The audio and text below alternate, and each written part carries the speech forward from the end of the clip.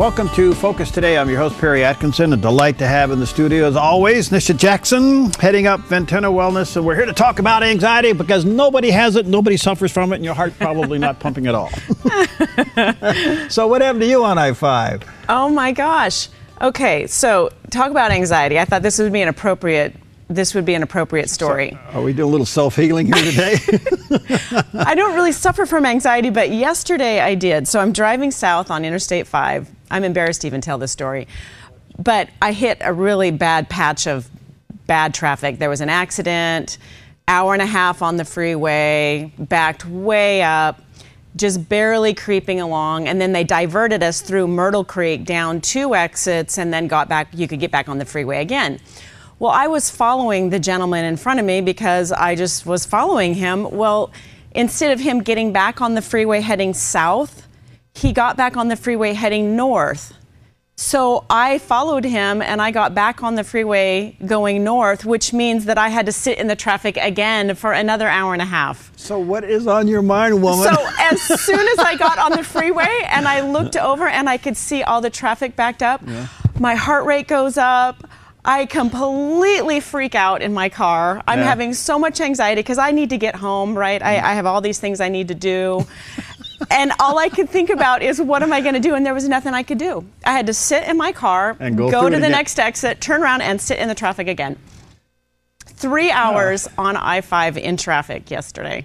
Well, you know, maybe God was trying to tell you something. So it was a good preparation for the show today because I was thinking about, you know, when you're stuck in a situation and you're feeling very anxious and you can't get your mind off the situation and your heart rate's going up and you have the palpitations where you have that awareness of your heart rate going up and you're so nervous and you're so upset and it just gets worse and worse and worse. And I think that is anxiety.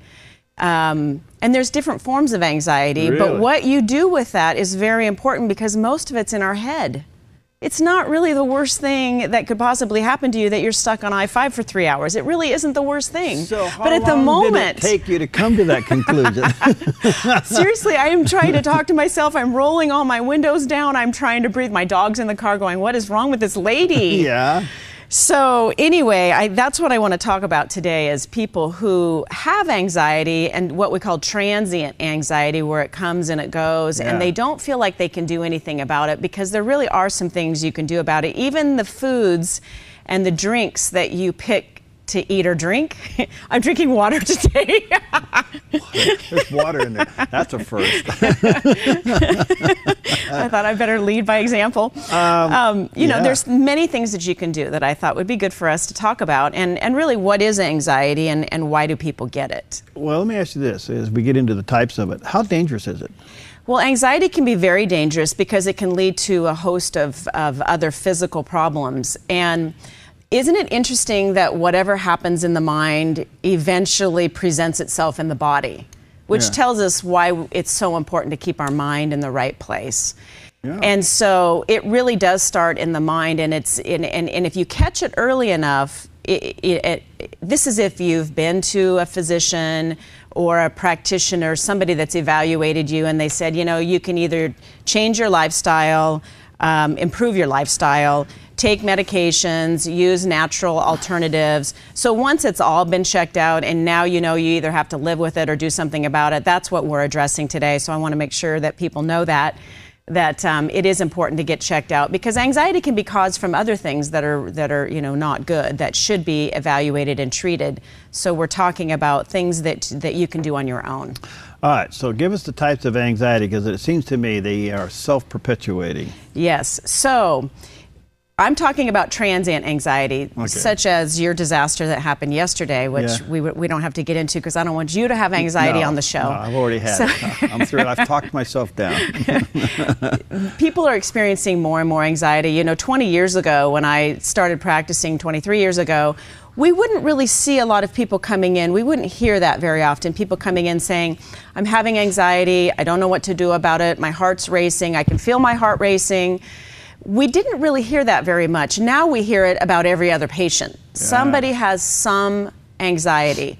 it seems like every patient has some level of anxiety, and I think it's kind of where our world is. It really generates a lot of anxiety, whether it be anything from our to-do list that's literally too long. Just the environment of people around us are very anxious, and I think our environment is important to look at too, because surrounding yourself with people who are very keyed up does not help somebody that's naturally anxious. So your heart rate going up, sweating can be another sign of anxiety coming on, feeling like you can't change your situation, shaking or a tremor often is preceded by anxiety. So digestive problems where you feel a stomach ache or changes in your bowel movements. There's a lot of different physical symptoms of anxiety. But the main thing is you feel like you are trapped and you can't change your situation. Wow. So, and it's unfortunate because so many times if you really talk yourself, down from it, you can change your situation. And that's what I want to leave people with today is what can they do when they're experiencing anxiety? Where does heart rate come into this? Well, heart rate is really important because the sensation, anxiety, so let's say you're on Interstate 5 and you realize you have to sit in traffic again for another hour and a half. Just the thought that I have to do that, and now my entire day is changed. My entire day is, in my mind at that point, was ruined. That sent my heart rate up, which sent my breathing rate up, which then further sent my heart rate up. And the problem with that is then you have the sensation that your heart is racing. And I think that is what really propels people into anxiety, and that's called palpitations. So the sensation that your heart is racing, your heart is racing, but you can feel it. So the sensation that you can feel your heart racing is a very important part of anxiety because that is a real physical symptom of anxiety. And that alone causes more anxiety. So when women and men can feel their heart racing and pounding in their chest, really does cause even more anxiety. All right, a couple things. First of all, did you reach over and pet your dog? That should have brought you down. I did. It's funny you said that because my dog is so calming anyway, and most dogs are really. Yeah. But he's extra calming, so it was kind of fortunate that he was with me, even though he had to sit through this too and probably thought it was a complete ding-dong for going back on Interstate 5 going north. But just petting him, I had him come in the front seat with me. He was in the back, so I had him come up in the front and sat down, and he put his head on the little middle console, and just that alone did calm me down. So I think that Dogs are wonderful. Yes, animals are very wonderful, and surrounding yourself with things that are calm is one of the things that I have on my list to share with people today, that is very important. Now, when you feel your heart racing and it's starting to pound out of your chest, I think the older you get, you become concerned with that. Could that lead to the ultimate? Could that lead to the heart attack? Yes and no. Most of the time, palpitations or heart racing is benign. Most of the time. Now, again, I don't want to tell everybody if you're having really bad anxiety and your heart's racing and it feels like it's coming out of your chest that you shouldn't do anything about it, because of course you need to get that checked out. But most of the time, palpitations and heart racing is benign. So, but what happens to it after that and how far it goes is what might not be benign, meaning that if you start hyperventilating, you'll become dizzy, and then you lose kind of your balance, and you may fall and injure yourself. So the palpitations and the heart racing can lead to hyperventilation, meaning that you're breathing too rapidly, and that is a sign of anxiety, and that can lead to other problems. So it's really important to catch it early and remove yourself from the situation if you can. All right, well, calm us down. Do I reach over and grab the bottle of vitamin B? Yes. Oh, I You're do? so smart. Seriously. Really? You always steal my medical thunder. Okay. You always know what to say. I can give you a scripture. We can just cancel the show. It says 1 Peter 5:7, be anxious for nothing. There you go. There you go. Okay. Exactly. So some of the things that you can do. Number one, removing yourself from the situation if you can. And I've done this thing many times in the past, that when I have felt too many things on my to-do list, which I seem to be the queen of, or a situation abruptly turning in a direction I didn't want it to, and now I realize that the rest of my day is crumbling, which causes me to have anxiety. There's several things that I've done in the past personally that I think that are very effective. One of them is I always ask myself, what is the worst thing that can happen? And invariably, it's not that bad. Okay. Right? What is the worst thing that can happen? You spend too much money. Exactly. You go on a shopping spree and blow. Most things can be undone. Shopping is very therapeutic, I will say. Okay. Okay. Anyway, so ask yourself, what is the worst thing that can happen? And removing yourself from the situation. So if you see something escalating, it's really important to take yourself, if you can, away from that situation. I could not do that on Interstate 5 yesterday, but I did roll the windows down. Breathing, and there is a very specific way to breathe, which I want to make sure that everybody knows today. So I guess I can go through that right now, how to breathe. Yeah, do it quickly, and then we'll take a break. Okay. Right. Taking a deep breath in with your mouth closed, and then breathing it out with your mouth open. And the exhale is very important, getting all of the air all the way out of your chest. So even putting your hand on your belly and feeling the breath coming in so that your belly is going out. So it's called belly breathing, so that your belly goes out while you're breathing in with your mouth closed, and then letting it out, almost like a sigh, and letting all of the air out. That is what will calm an anxiety attack down. Oh, absolutely. Okay, so you get an A on belly breathing. I'm going to do your own checklist here. Okay. Belly breathing is one of the key factors in calming anxiety and irritability. You couldn't remove yourself from the situation. So you were stuck. I was stuck. And sometimes we are stuck and we can't remove ourselves. All right, I'll give you a C on that. But you can remove your mind. Oh! So we are gonna address that when we come back. Yes. Where? After you got back in line again? Yes. I had to immediately start thinking about something else.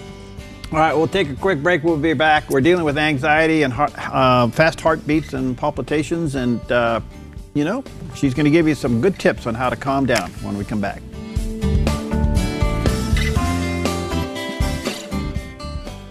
Hi, I'm Paulina, and I work at theDove TV. Did you know that when you support theDove TV, you have a profound impact, not only in our community, but around the world? It's your continued support that takes the inspiration and hope in the programs we produce and makes them available to the thousands of people who are watching these videos online every week. Help bring encouragement and hope to our valley and beyond by making a secure online donation today at our website, thedove.us.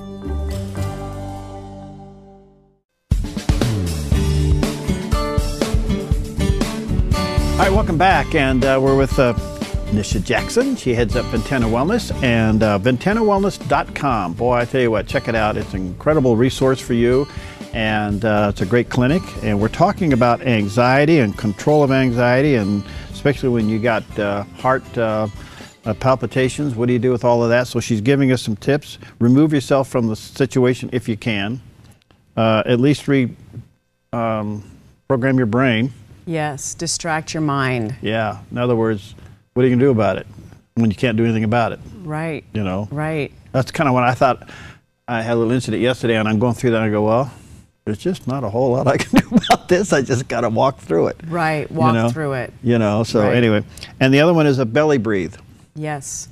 In through the nose, out through the mouth. Exactly. Keep your mouth closed when you breathe in, and you can hold your stomach so you can feel it, you know, pushing out. But just breathing alone, you need to get oxygen to your brain, right? So when you're feeling anxious, people stop breathing. They hold their breath. Yeah. And we do that in traffic, we do that in tense meetings, we do that in moments of anger, or in moments of negative emotions. So we stop breathing, and the problem is we really need air to our brain in order to think appropriately to get ourselves through anxiety. Yeah. So breathing is kind of fundamental to controlling anxiety. And staying alive. And staying alive, right. And that's where the irritability comes in, is that when you get anxious, it often leads to irritability, and then that leads to outbursts, and then that leads to more anxiety. So it's this terrible little tailspin we get ourselves into. So stopping it early is really the key, and that's the thing I want to drive home today, is even going out and walking around. You know, we know that when people start feeling anxious and their heart rate goes up, and then they might start breathing more rapidly or holding their breath, they become dizzy. And when they become dizzy, the problem is that they sit themselves down in a situation, and we need to walk around, because just the act of walking around, especially outside increases blood flow, which then will actually calm the anxiety response, because walking is very calming. But it also increases blood flow, which helps the dizziness. So just make sure you're not too dizzy before you get up and start walking around. Take a few belly breaths, and that will help. And distracting your mind. Always have a dog by. I hope I always have animals in my life because they are so calming. We went and got another one. We got 2 now. Amazing. I mean, that's a little tough right now, but we'll get through that part of it, the puppy stage. Exactly. So controlling your breathing, cutting back on caffeine. I really hated to include that one today because you know how much I like my coffee, but caffeine does increase heart rate. Did you hear that, Steve? It does increase heart rate. He's in denial. And the problem is it causes dehydration. And dehydration, because it's a diuretic, it helps you lose water too quickly. Caffeine is a diuretic, and when you lose water, the dehydration actually is one of the signs of anxiety. So dehydration, just being low on water, can lead to anxiety. Wow. So many people don't understand that low blood sugar and being low on water can lead to anxiety. So it may be a physical problem that's sending you into anxiety. So drinking enough water and cutting back on caffeine. If you have a tendency to be anxious, you really shouldn't be drinking a lot of caffeine or taking in a lot of caffeine. And that includes, coffee, tea, sugary drinks that have caffeine in them. All right. So the other thing that caffeine does, which you have to be careful about, is caffeine can interrupt the absorption of serotonin in our brain, which is a calming neurobrain chemical. So if you have too much caffeine, it can lead to an interruption of the absorption of serotonin. So that's not something that you want to be doing. That sounds cool. So other things that can lead to anxiety is hormone imbalance, of course. We know that lack of testosterone for men and lack of progesterone and estrogen for women can lead to anxiety. So if you find that your anxiety is coming on more with age, it could be that your own hormones are declining and those need to be restored. And that's easy to do if you're tested and treated appropriately. The other thing that can lead to anxiety that's related to hormones is a low thyroid or truly a low brain chemical. So when we say you might have a brain chemical imbalance, it really is what we say it is, that the neurobrain chemicals are not inappropriate, that you don't have an appropriate level of neurobrain chemicals, or there's an imbalance in the brain chemicals. And that can be corrected by medication, which is not my first choice. It can be corrected with natural supplements, which is one of my first choices. Or it can be corrected with food. Or, natural supplements or food. So the foods that we want to kind of maybe move towards if we are prone to anxiety would be not ice cream. No. Ice cream. Come on. It makes Ed Miller feel good. He's one great big soft ice cream cone. Okay, turkey. We know that turkey has tryptophan in it, right? Puts you to sleep. That's why everybody feels so wonderful after Thanksgiving meal. They may be a little sleepy, but that's because they've overeaten. You know, turkey sandwich is the #1 sandwich in the world. Is it the #1 sandwich? It beats peanut butter and jelly. Well, that's excellent. There you go. Yes, turkey. Turkey is very good because it does have the tryptophan in it. So, adding even more beef and protein to your diet, we have to get amino acids, which are byproducts of protein, because they are direct precursors to the brain chemicals that keep us balanced for our mood and help reduce anxiety. So if you have a protein-free diet, which some people do, the unfortunate thing is they don't have the building blocks to the brain chemicals that they need to stay balanced. So we have to have protein in our diet, and many people don't. Beef is also very rich in B vitamins, and we know that B1, B12, and B6 are very important for the building blocks to those neurobrain chemicals, specifically dopamine and serotonin. And I always say dopamine and serotonin are kind of like brother and sister neurobrain chemicals. They're meant to be in balance with each other. So, and that is very helpful for the prevention of anxiety. You can use that in a supplement, or again, you can add more green leafy vegetables, nuts and seeds. Sesame seeds are very high in the serotonin boosting brain chemicals. I like sesame seeds on my salad. Yes. It kind of explains why some people feel very calm just eating the sesame seeds, like getting them out of the shell and eating them. So they're very good for your brain. Nuts and seeds are very good for the brain, but particularly sesame seeds. Whole grains would be much better than processed foods, and we talk about this nearly every show. Yep. Processed foods, that would be, you know, I'm going to make it simple, white foods. Foods that have been overly processed by man. They're not in their 100% pure form, and they're typically low in fiber. So they go into your system quickly, they raise the blood sugar, they raise the insulin, and then the problem is that people do feel better temporarily, but then there's this abrupt drop off, and then they feel anxious. Mm-hmm. Now, just a low blood sugar episode can cause your heart rate to go up. If your heart rate goes up all of a sudden, and you're maybe in a stressful situation, all of a sudden now you're into anxiety. So your anxiety could be caused from just a low blood sugar episode. So it's important to eat small meals that have protein and good carbohydrate, high fiber carbohydrate together, and more frequently throughout the day, so that we're not predisposing ourselves to low blood sugar that might set off an anxiety episode. Well, it's interesting you'd include meat in your protein, because a lot of people now, it seems like there's a trend to go vegan. Yes, there is a trend to go vegan, and I'm a little outspoken about veganism or vegetarianism. I think it can be a very good situation for people, and I think it can be a very bad situation for people. The bad situation typically comes in when they don't really understand how to appropriately combine foods to get a complete protein. And it's very difficult, it's a lot of work, and it's a lot of preparation. Yeah. So I think if it's done responsibly, it can be done really well and very healthy for you. But so many times it's not, and they're not getting complete proteins, and then they're wondering why they're fat, depressed, and anxious, because they're not getting the building blocks that we're meant to have. So it can be done, you just have to be careful about it. Well, one way, you know, is put a hunting season on broccoli. Yeah. Make shooting a broccoli fun. Exactly.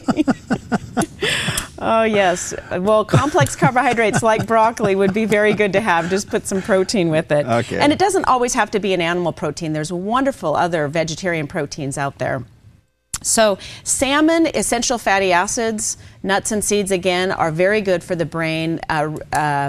Study after study after study has shown that essential fatty acids are excellent for depression and anxiety, and also very calming. They improve the healthiness of the brain and the synapsing of the brain cells. So I think that adding the salmon, Greek yogurt is another food that can be very helpful for adding more protein in the diet, and has been shown to reduce anxiety. So the other thing that we want to try to avoid is foods that are just straight sugar. Now, I had this conversation with a friend recently who works in the area of alcoholism and helping people rehabilitate from alcoholism.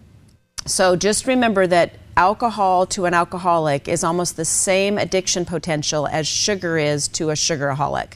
So if you're finding yourself eating sugar throughout the day and really addicted to it, that is a direct precursor for anxiety. So, and unfortunately, anxiety is often calmed by eating more sugar. So alcoholics have a tendency when they stop drinking is to go right to the sugar. And that causes them to relapse with alcohol, because what it does is it does raise serotonin in the brain, but it drops off abruptly. So I would encourage people who are trying to either quit sugar or quit alcohol and really rehabilitate themselves to stay away from sugar completely and have protein and a high fiber carbohydrate together frequently throughout the day with some nuts and seeds mixed in.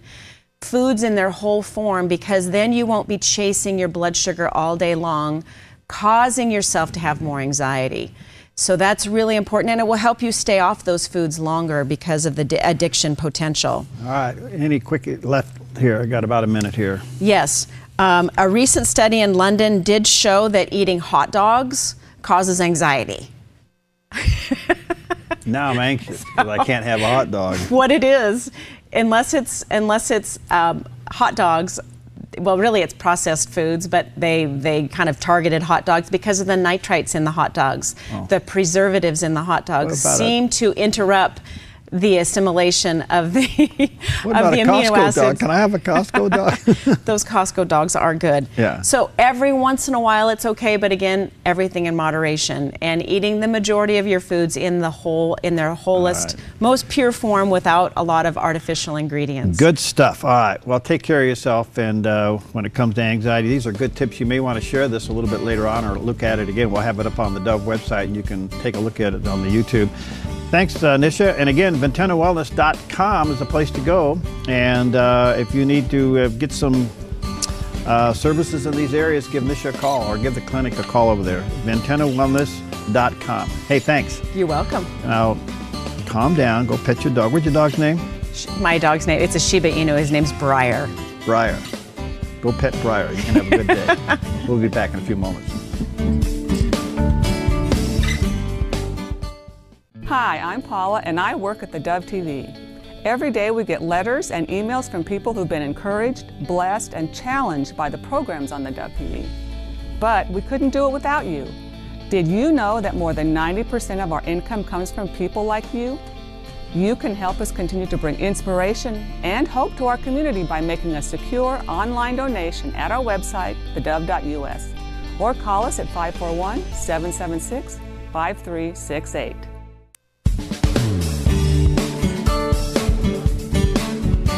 Welcome back to Focus Today. I'm your host, Perry Atkinson, and delighted to have back with us today Rabbi Steven Rosenberg. He is the executive producer of the TalkBack radio program. And today we have him on because there seems to be an incredible rise of anti-Semitism all over the place. And not only in the United States and Europe, but we even have it here in Southern Oregon, as I've heard from some when it comes to doing shows like this. So, Rabbi, nice to see you again. How you doing, my friend? Nice to see you too. It's a pleasure to be back. And what I can say, it's nice to actually be in the same time zone that you are in. I'm in the West Coast today, but there is a plethora of anti-Semitism on the rise, and I have to tell you, it's interesting because some people call it anti-Israel. There was just several weeks ago, very recently, for the first time in, I don't think anyone can remember, a very bad anti-Semitic incident on the campus of Emory University in Atlanta. Yeah, what happened there? This is a university that has a very large Jewish population. And this was the day after Yom Kippur, the holiest day of the year for Jews.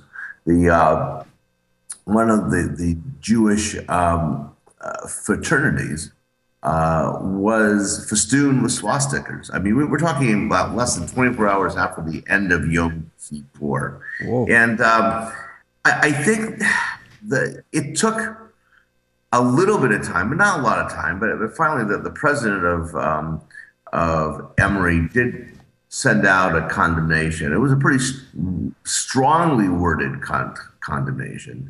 And what the thing that got my attention, though, was something that happened not in the United States, but as you know, there's a show that people watch called American Idol. Well, that show didn't start in the United States; it started in Great Britain, and there are lots of different spin-offs of it, and one of them is called Arab Idol, and it's this particular show I think is out of Saudi Arabia, I believe.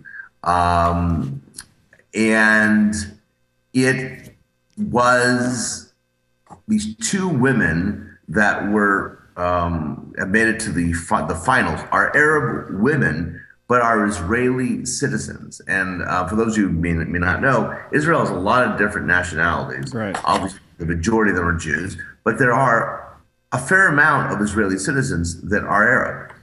And same rights, benefits as any other is Israeli, but they happen to be Arab. So when they came on, and this particular woman came on, and they showed a picture, a map of where she was from, and God forbid the map mentioned the state of Israel, and the network that it was being shown on throughout the Arab world they almost had to pull the show off the air, because God forbid that instead of being called Palestine, it was being called Israel. And so these two contestants that are Israeli citizens, the only way they would be let on the show and continue to participate in the program and to compete, they had to be known as Palestinians. Wow. And this almost took the show off the air. Now, can you imagine if something like that happened in the United States, where someone whose nationality was, sorry, you can't say that. You can't, you're from Peru, but we don't allow you, we can't refer to the state of Peru, to the country of Peru, or we can't refer to you as the country of Mexico. Right. And so, but we've seen again and again, and I think this is, I'm baffled.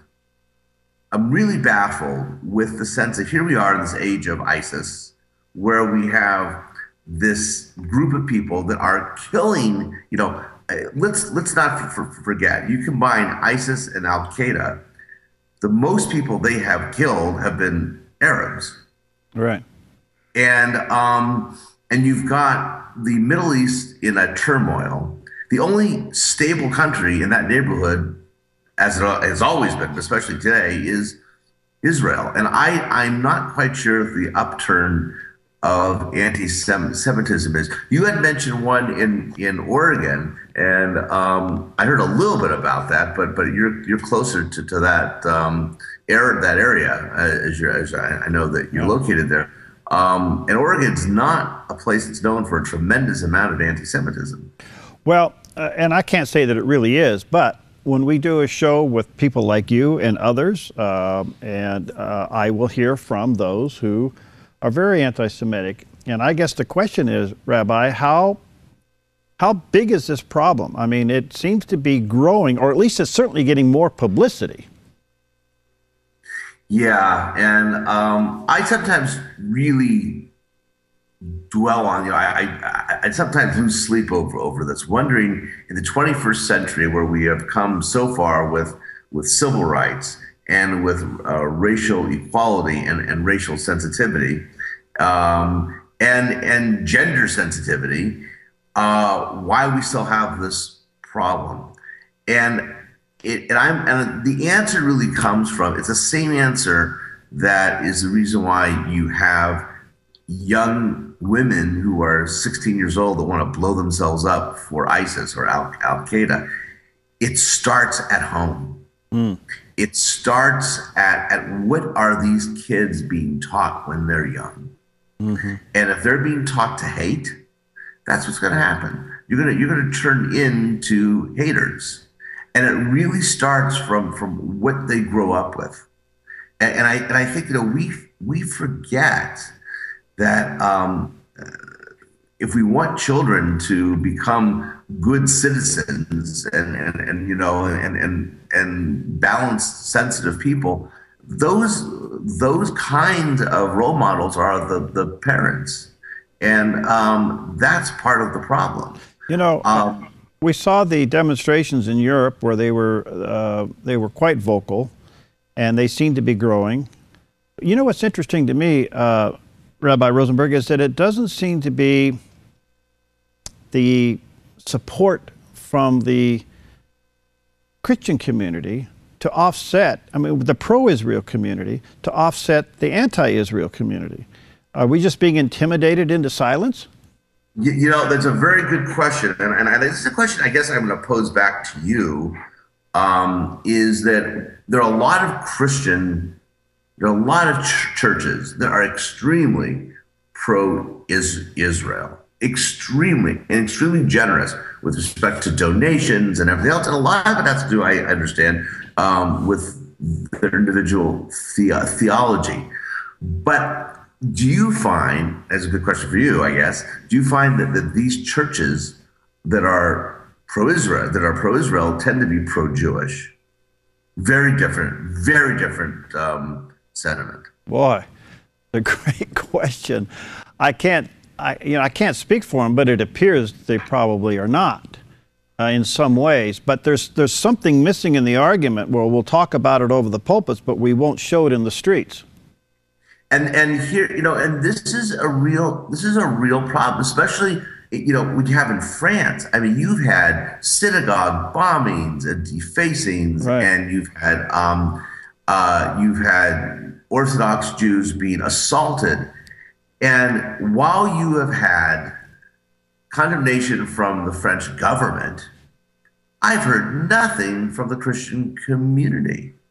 Other than well, you've had a few statements from the Pope, but that's about it. And I think the same thing here. We've had several anti-Semitic incidents in the United States over the last year or two that have been pretty virulent, very virulent, and not a lot of things coming out of other faiths. And I'm wondering if it is because they don't want to get involved. They don't want to be seen as part of the problem. I'm not sure what it is, but I am concerned that here we are in the 21st century where we have an African-American president, yet we still have anti-Semitism that's on the rise. I don't, I wish I knew the answer to that. I really did. All right, let me take a quick break. We'll come back. I want to deal with this a little bit further because I think there's a missing link here, and I'm like you, I'm trying to find it. So we'll be back with Rabbi Steven Rosenberg in just a few moments.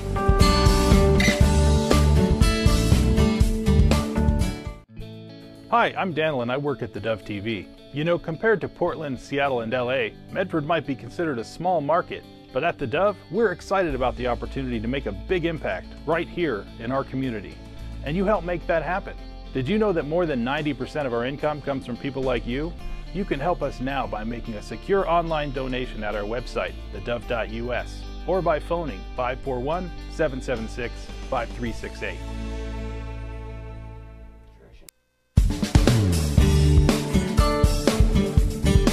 Okay, we're back, and honored as always to have with us Rabbi Steven Rosenberg. He's the executive producer of TalkBack radio program, and today we're talking to him about the rise of anti-Semitism. By the way, Rabbi, how can people correspond with you? If they'd like to reach me in any way, they can email me at rabbisteven.rosenberg, Rosenberg. It's rabbisteven.rosenberg@gmail.com. Okay, thank you so much.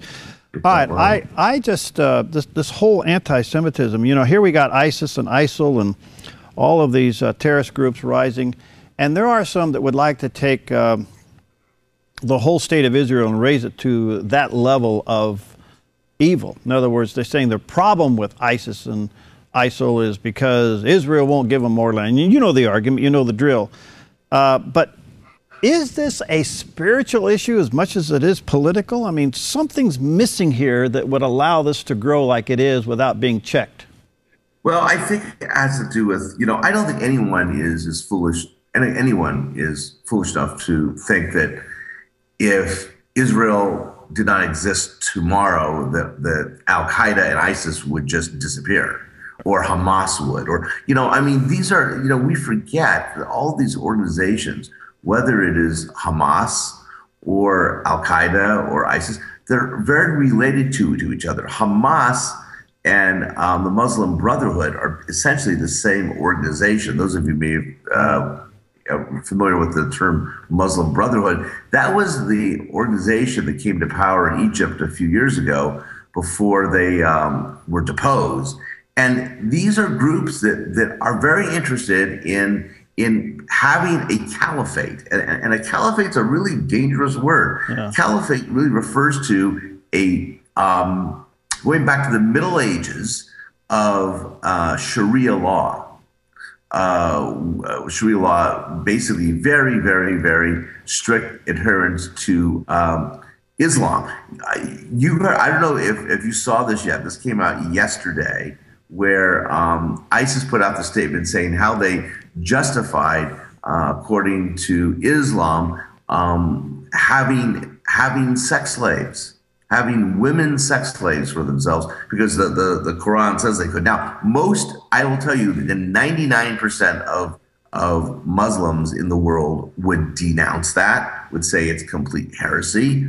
But these are the people that you're dealing with. And I wanted to just to point something out to you. The BBC came out last week with a very strongly worded argument, an article saying that that in France and Germany, and the rates of anti-Semitism have not been this high since Nazi Germany.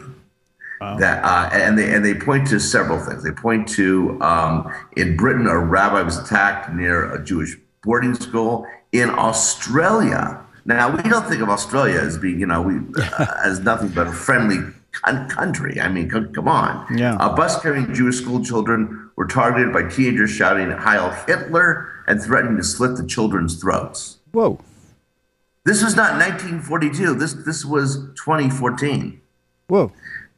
And it goes on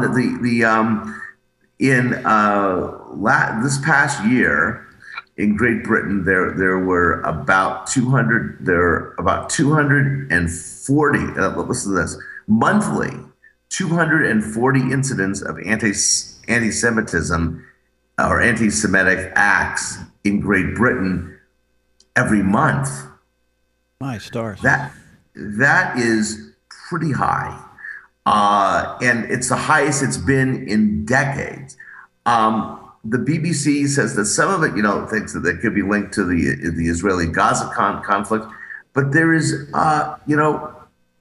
I'm like you. I'm a little taken aback and a little puzzled as to where this is all coming from, and let's not forget, in May of 2014, a man went into a Jewish museum in Brussels, Belgium, another place that, one would not think of a place laden with terrorism, and killed four Jews, shot them dead. And this is, this goes on. This is going on now. Again, in the U.S., it has been on the rise. Maybe not as quickly as Europe, but one of the things that I think that we also have to see with respect to Great Britain and France is that these two countries have had a huge influx of Muslims. Yeah. Now, again, I don't like to link.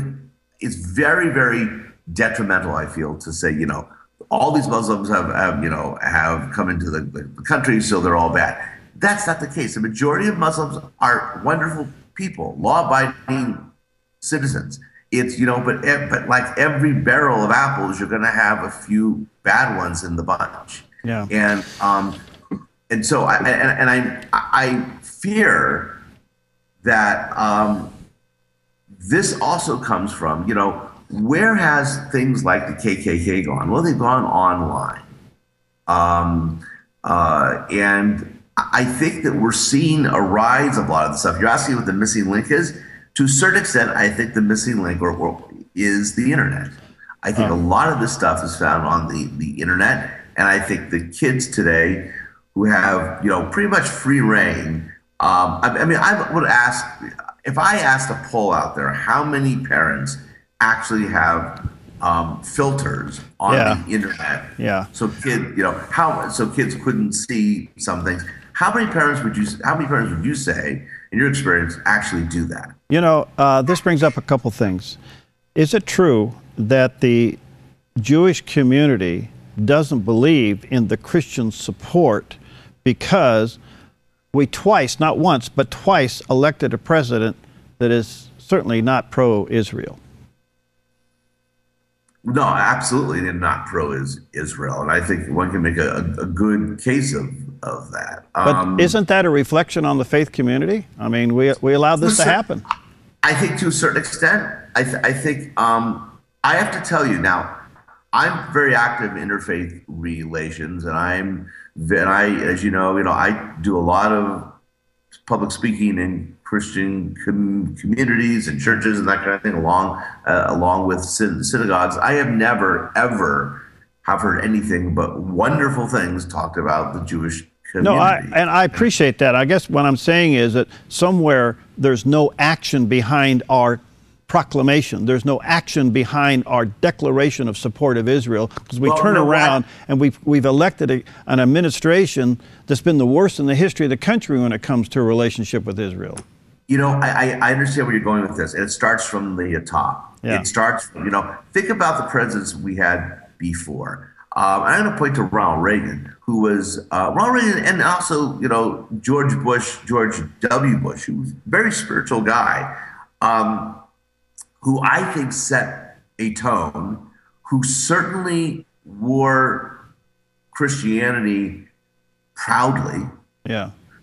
I don't think that anyone who, and I met, and I had met George W. Bush briefly a couple times, and I have to tell you, but he was still a two-state Israel guy. I think that was part of his problem. But he was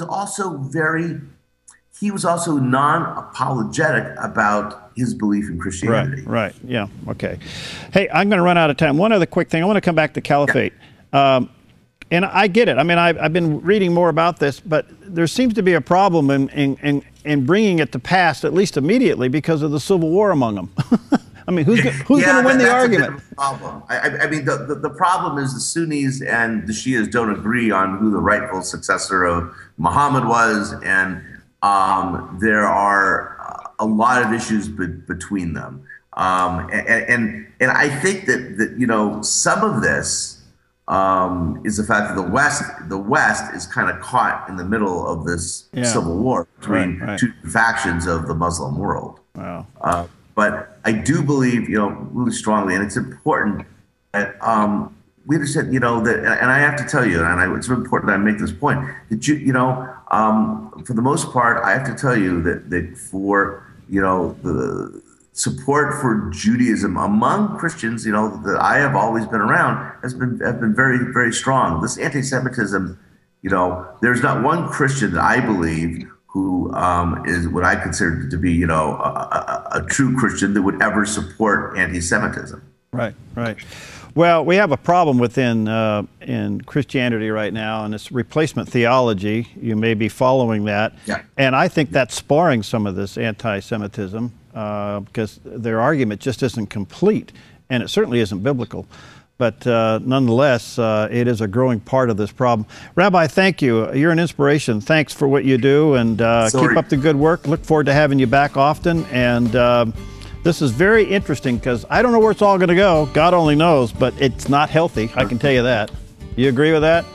Absolutely. It's a road that I don't want to see the conclusion to, and I think we need to get off this path as quickly as we can. All right, if you want to correspond with Rabbi Rosenberg, it's called rabbi.rosenberg, or Stephen, rabbisteven.rosenberg@gmail.com. Did you get that? That's rabbisteven.rosenberg@gmail.com. Thanks, my friend. Good to see you again. Always. My pleasure. All right, blessings. All right, we'll see you next time on Focus Today.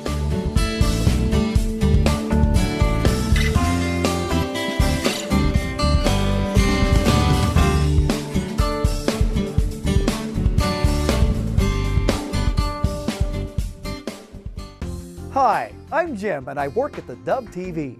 Every weekday between 6 and 8 a.m., our award-winning news and sports team bring you the best morning show around. It's live, it's honest, and it's a whole lot of fun. And you help make it happen.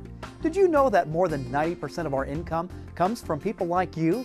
You can help us continue to air local programs that share your voice by making a secure online donation at our website, thedove.us.